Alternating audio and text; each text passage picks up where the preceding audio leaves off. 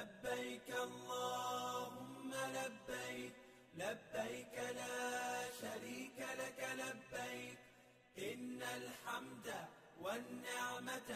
لك والملك اعوذ باللہ من الشیطان الرجیم بسم اللہ الرحمن الرحیم وللہ علی الناس حج البیت من استطاع الیہ سبیلا آمنت باللہ صدق اللہ العظیم۔ حاجیوں کے بن رہے ہیں قافلے پھر یا نبی، پھر نظر میں پھر گئے حج کے مناظر یا نبی۔ الحمدللہ 2023 1444 ہجری کے حج کی تیاریاں زور و شور پر ہیں۔ نبی کریم صلی اللہ تعالیٰ علیہ وسلم نے جس مکۃ المکرمہ کو شرف بخشا، اس مکۃ المکرمہ میں جانے کے لیے ہر کسی کا دل تڑپتا ہے، لیکن اس وقت حاجیوں کے دلوں پر کیا گزر رہی ہوگی اس کا اندازہ وہی کر سکتے ہیں۔ اور پھر حاجی صاحبان وہاں بھی قیام کریں گے جہاں نبی پاک صلی اللہ تعالیٰ علیہ وسلم نے قیام فرمایا، وادی منی میں،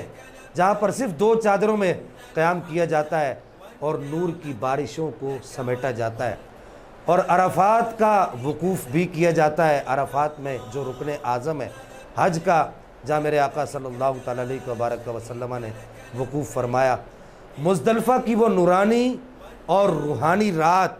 جہاں نبی پاک صلی اللہ تعالیٰ علیہ وسلم نے